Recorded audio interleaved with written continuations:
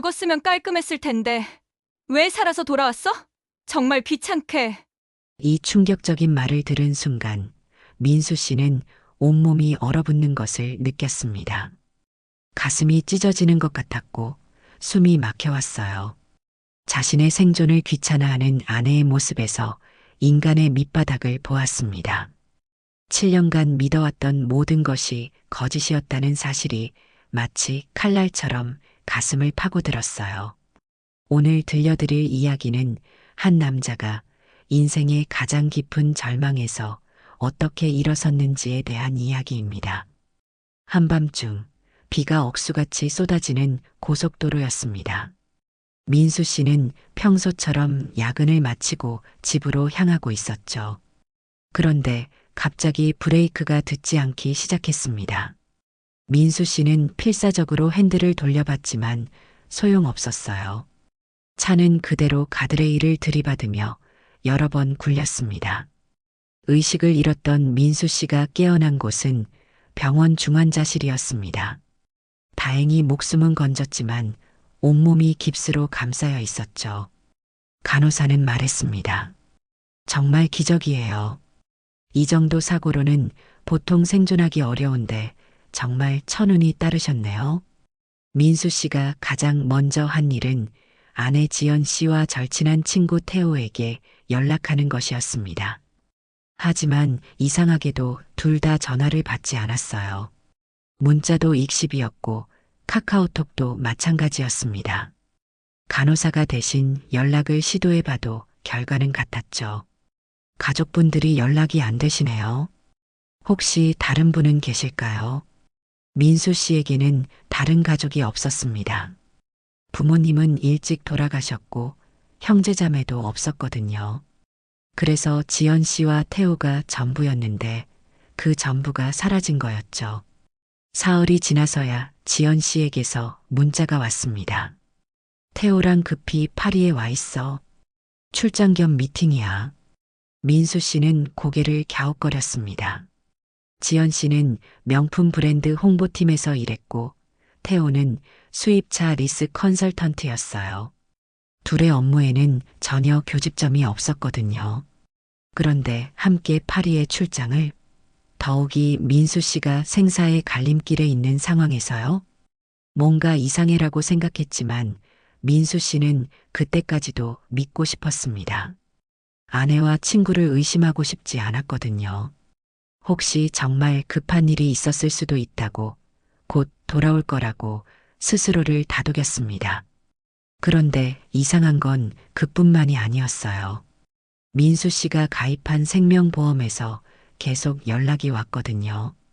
보험금 지급 절차를 진행하려고 하는데 수익자이신 부인분과 연락이 안 되네요. 그제서야 민수 씨는 깨달았습니다. 자신이 죽었다면 지연 씨가 거액의 보험금을 받게 된다는 것을, 그리고 지금 그 지연 씨는 어디에 있는지도 모른 채 연락이 끊어진 상태라는 것을 말이죠. 병원 침대에 누워 천장을 바라보며 민수 씨의 가슴이 서늘해졌습니다. 믿었던 모든 것이 한순간에 흔들리는 느낌, 마치 발밑이 무너지는 것 같았어요. 의심이라는 낯선 감정이 가슴 깊은 곳에서 고개를 들기 시작했습니다. 2주 후 민수 씨는 겨우 걸을 수 있을 정도로 회복되어 퇴원했습니다. 집으로 돌아가는 길, 그는 마음 한편으로는 지연 씨가 돌아와 있기를 바랐어요. 하지만 현실은 달랐습니다. 집안은 너무나 깔끔하게 정리되어 있었습니다. 마치 아무도 살지 않는 집처럼 말이죠. 지연 씨의 옷들은 모두 사라져 있었고 화장대도 텅 비어 있었어요. 거실에 있던 결혼 사진들도 모두 없어졌습니다. 이게 뭐야라고 중얼거리며 민수 씨는 집안을 샅샅이 뒤져봤습니다. 그러다가 지연 씨가 쓰던 오래된 휴대폰을 발견했어요. 분명히 새 폰으로 바꾸면서 깜빡하고 두고 간 것 같았습니다. 그 휴대폰 안에는 충격적인 내용들이 가득했습니다. 태호와 지연 씨가 주고받은 수많은 메시지들이었어요. 민수 야근할 때 만날까? 응, 어차피 모르잖아. 언제까지 이렇게 숨어서 만나야 해? 곧 끝날 거야. 조금만 참아. 민수 씨는 온몸이 얼어붙는 것을 느꼈습니다. 심장이 쿵쾅거리며 귀에서 윙윙 소리가 났어요. 이게 현실인가 싶어 계속 눈을 깜빡였지만 화면의 글자는 그대로였습니다. 날짜를 확인해 보니 분류는 무려 2년 전부터 시작된 것 같았어요. 하지만 진짜 충격적인 건 그 다음에 발견한 메시지였습니다. 바로 교통사고 당일의 대화였어요. 민수 차 브레이크 쪽은 확실하지? 걱정 마. 내가 직접 확인했어. 오늘로 모든 게 끝나. 보험금 나오면 파리로 가는 거 맞지? 당연하지. 새로운 시작이야. 민수 씨는 휴대폰을 바닥에 떨어뜨렸습니다. 손에서 힘이 빠지며 온몸이 부들부들 떨렸어요. 목이 메어 제대로 숨을 쉴 수 없었습니다. 이게 정말 현실인가? 왜 나한테 이런 일이? 브레이크 고장이 단순한 사고가 아니었던 거예요. 가장 믿었던 아내와 친구가 자신을 죽이려 했다는 사실이 믿어지지 않았습니다. 더 충격적인 건 태호가 수입차 업계에서 일했기 때문에 차량 조작에 대해 잘 알고 있었다는 점이었어요. 그리고 지연 씨는 민수 씨의 생명보험 수익자였고요. 그날 밤 민수 씨는 잠들 수 없었습니다. 가슴이 답답하고 목이 타는 것 같았어요. 분노와 배신감, 그리고 무엇보다 자신이 얼마나 순진했는지에 대한 후회가 파도처럼 밀려왔습니다. 입안에는 쓴맛이 돌았고 시야가 자꾸 흐려졌어요. 하지만 동시에 다른 감정도 생겼습니다. 바로 이들을 반드시 응징하겠다는 의지였죠. 민수 씨는 그날부터 차근차근 증거를 수집하기 시작했습니다. 휴대폰 내용을 모두 캡처하고 정비소에 가서 브레이크 조작 흔적을 확인받았어요. 또한 보험회사와 상담하여 지연 씨가 보험금 지급을 문의했던 기록도 확보했습니다. 한 달 후 지연 씨와 태호가 파리에서 돌아왔습니다. 아마 민수 씨가 죽지 않았다는 소식을 듣고 부랴부랴 돌아온 것 같았어요. 두 사람은 뻔뻔하게도 민수 씨를 찾아와서 말했습니다. 민수야, 미안해. 너무 급한 일이 있어서 그랬어. 사고 소식을 듣고 바로 돌아오려 했는데 비행기표가 없어서 못 왔어. 하지만 민수 씨는 이미 모든 걸 알고 있었어요. 그는 차분하게 말했습니다. 지연아, 이혼하자. 뭐? 갑자기 왜 이런 말을 하는 거야? 그리고 태호야, 너는 경찰서에 가서 설명해야 할 게 있을 거야. 민수 씨는 준비해둔 증거들을 보여줬습니다. 지연 씨와 태호의 불륜 증거, 브레이크 조작 정황, 보험금 문의 기록까지 모든 것이 있었어요. 두 사람의 얼굴이 새하얗게 변했습니다. 민수야, 이건 오해야. 우리가 그럴 리 없잖아. 사랑은 죄가 아니잖아.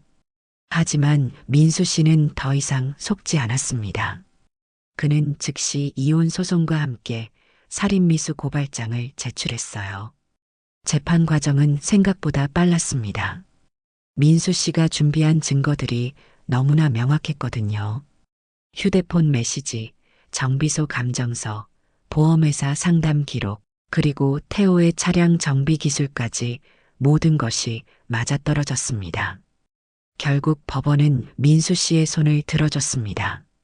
지연 씨는 위자료 5억 원을 지급하고 재산 분할에서도 완전히 배제됐어요. 태호는 살인미수와 기물파손 혐의로 실형을 받았습니다. 법정을 나서며 지연 씨와 태호는 여전히 뻔뻔했습니다. 이제 당당하게 사랑할 수 있어. 민수가 우리를 막을 순 없어. 하지만 민수 씨는 더 이상 이들에게 감정을 낭비하지 않았어요. 진짜 복수는 이제부터 시작이었거든요. 법적인 승리로는 충분하지 않았습니다. 그들이 진정으로 후회할 수 있도록 자신이 얼마나 큰 사람을 잃었는지 깨닫게 해주고 싶었어요. 그리고 그 방법은 성공하는 것이었습니다. 누구보다 당당하고 떳떳하게 사람들에게 인정받는 삶을 살아가는 것 말이에요. 법정에서의 승리에도 불구하고 민수 씨의 마음은 공허했습니다. 모든 것을 잃었거든요. 집도, 아내도, 친구도, 심지어 직장도 잃었습니다. 사고 후유증으로 오래 쉬는 바람에 회사에서 권고사직을 당한 거였어요. 어느 날 민수 씨는 동네 골목길을 걷다가 작은 김밥집에 들어갔습니다. 배가 고파서가 아니라 그냥 사람의 온기가 그리워서였어요. 할머니가 끓여주신 김치찌개 한 그릇을 받아들었는데 따뜻한 국물이 목구멍을 타고 내려가는 순간 가슴 깊은 곳에서 뭔가가 터져 나왔습니다. 어머니의 손맛, 잃어버린 따뜻함, 그리고 혼자라는 외로움이 한꺼번에 밀려와 어깨가 들썩이며 울음이 터져 나왔어요. 왜 우시는가요? 죄송해요. 그냥 너무 맛있어서 눈물이 났습니다. 할머니는 아무 말 없이 김치를 더 올려주셨어요. 그 따뜻함이 민수 씨의 마음에 큰 울림을 줬습니다. 내가 받은 이 위로를 다른 사람들에게도 줄 수 있을까?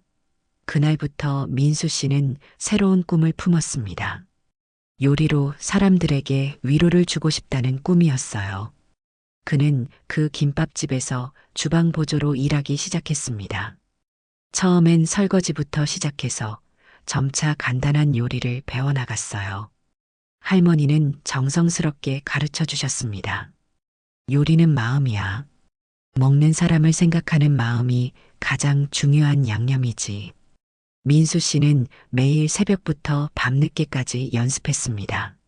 전통 한식의 기본기를 익히면서도 현대적인 감각을 더해 자신만의 스타일을 만들어 나갔어요.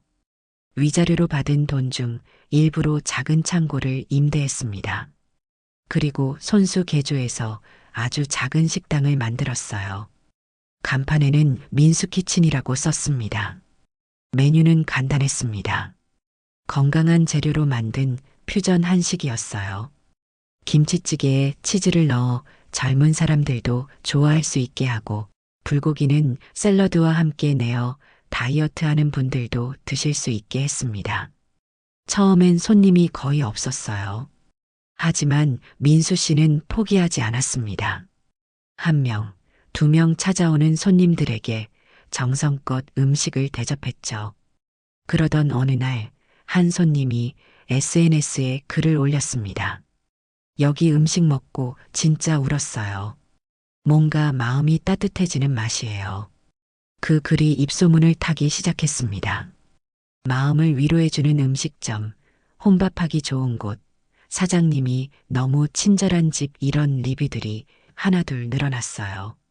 민수 씨는 매일 새벽 시장에 가서 가장 신선한 재료를 골랐습니다. 그리고 하루 종일 주방에서 정성스럽게 요리했어요. 돈을 벌기 위해서가 아니라 정말로 사람들에게 위로를 주고 싶어서였습니다. 민수키친이 소문나기 시작한 지 6개월쯤 지났을 때였습니다. 어느 날 식당에 카메라를 든 여성이 들어왔어요. 안녕하세요. 저는 방송국에서 미식 다큐멘터리를 만드는 PD 수연이라고 합니다. 수연 씨는 깔끔하고 지적인 인상의 여성이었어요. 그녀는 민수 씨의 음식을 먹어보더니 깜짝 놀랐습니다. 이상해요. 분명 평범한 김치찌개인데 왜 이렇게 마음이 울컥하죠? 그냥 정성스럽게 만들었을 뿐인데요. 아니에요. 여기엔 분명 특별한 사연이 있어요. 진짜 사람 마음을 움직이는 음식이에요. 수연 씨는 그날부터 민수키친을 자주 찾았습니다. 처음엔 취재 때문이었지만 점차 민수 씨라는 사람 자체에 관심을 갖게 됐어요. 사장님, 혹시 어떤 특별한 경험이 있으셨나요? 이런 음식은 그냥 나오는 게 아니거든요. 민수 씨는 처음엔 말하기 꺼려했습니다. 하지만 수연 씨의 진심 어린 관심에 점차 마음을 열게 됐어요. 교통사고 이야기, 아내의 배신, 그리고 새로운 시작에 대한 이야기를 조금씩 털어놨습니다. 수연 씨는 민수 씨의 이야기를 들으며 의문점을 발견했어요. 교통사고가 단순한 사고가 아닐 수도 있겠네요. 취재 경험상 브레이크 고장은 보통 예고 없이 갑자기 일어나지 않거든요. 수연 씨는 직업 정신을 발휘해서 독자적으로 취재를 시작했습니다. 보험사에 문의해보고 정비업계 인맥을 통해 정보를 수집했어요. 그러던 중 결정적인 단서를 발견했습니다. 민수 씨, 저 정비사 아저씨와 인터뷰했는데 브레이크 라인이 인위적으로 손상된 게 확실하다고 하네요. 정말요? 네, 그리고 작업한 사람이 전문가라는 것도요. 일반인은 절대 할 수 없는 방식이었대요. 수연 씨의 도움으로 민수 씨는 더 확실한 증거들을 확보할 수 있었습니다.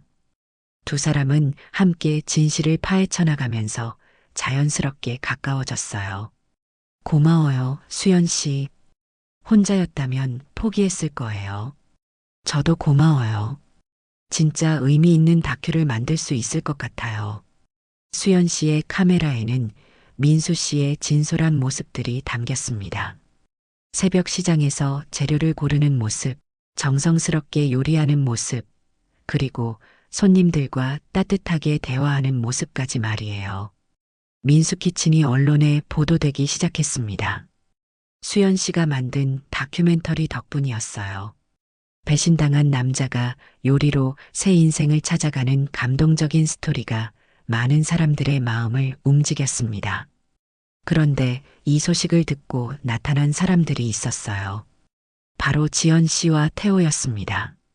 지연 씨와 태호, 민수의 성공이 언론에 보도되자 연락을 시도했습니다.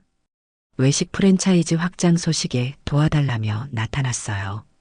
민수야, 정말 대단하다. 이렇게 성공할 줄 몰랐어. 우리도 좀 도와줄 수 있을까? 지연 씨와 태호는 민수 씨 앞에 무릎을 꿇고 말했습니다.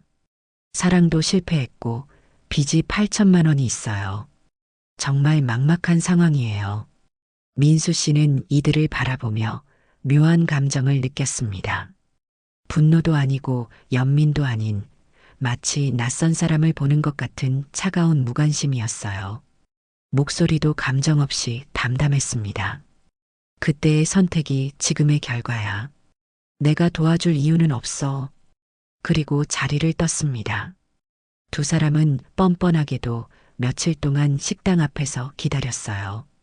하지만 민수 씨는 단 한 번도 돌아보지 않았습니다.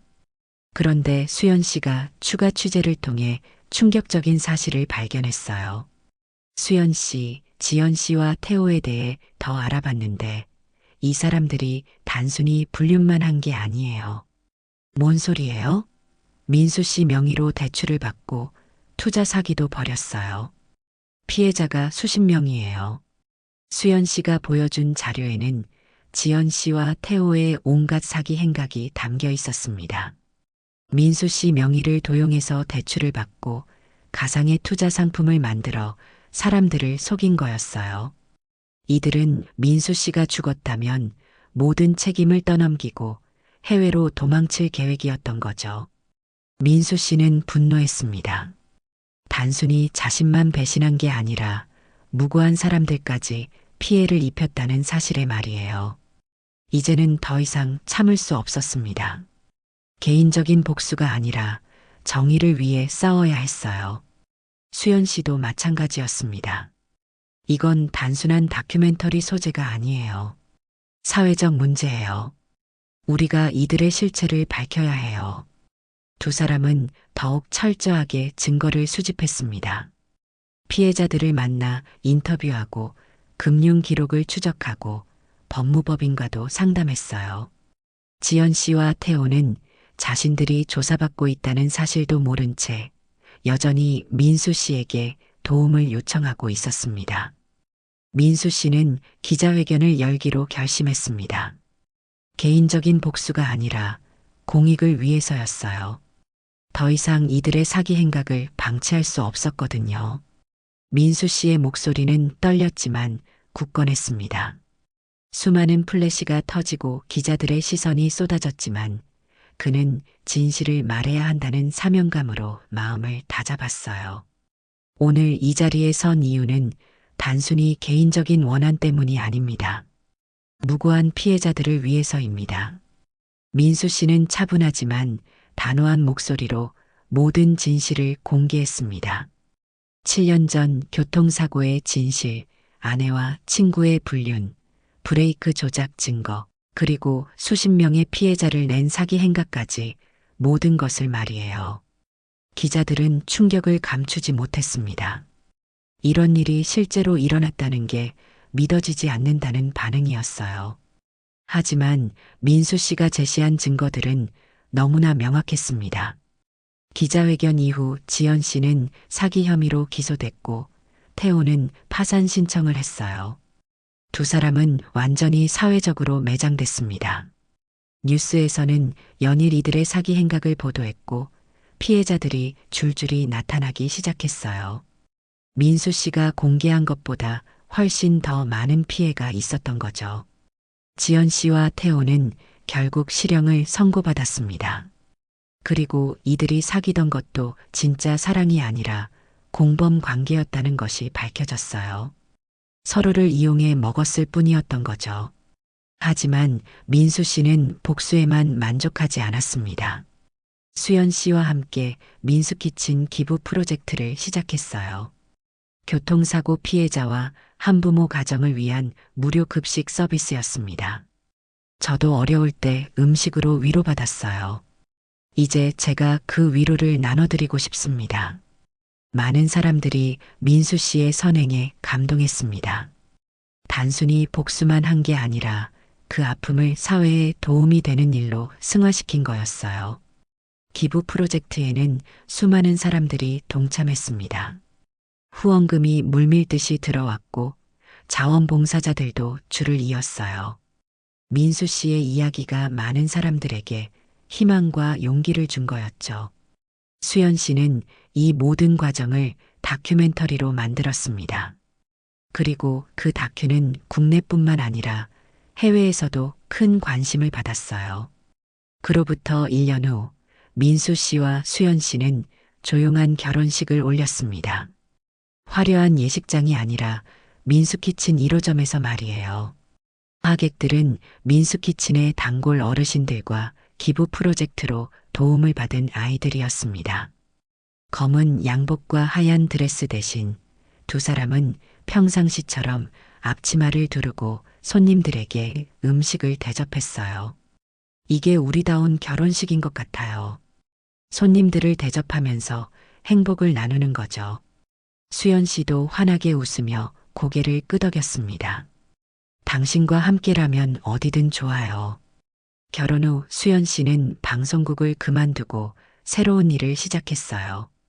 바로 K푸드 인큐베이터 설립이었습니다. 전통 한식을 현대적으로 계승하고 젊은 요리사들을 지원하는 사업이었어요. 민수 씨는 각 지역의 전통 레시피를 발굴하고 전승하는 프로젝트를 진행했습니다. 할머니들의 손맛을 기록하고 젊은 세대에게 전해주는 일이었어요. 민수키친도 계속 성장했습니다. 프랜차이즈로 확장했지만 절대 타협하지 않는 것이 있었어요. 바로 정성과 진심이었습니다. 각 지점마다 지역 특색을 살린 메뉴를 개발했고 반드시 지역 농산물을 사용했어요. 그리고 매장마다 기부 프로그램을 운영해서 지역사회에 도움을 줬습니다. 외국 미식가들도 민수키친을 찾기 시작했어요. 단순히 맛있는 음식이 아니라 이야기가 있는 음식이라는 평가를 받았거든요.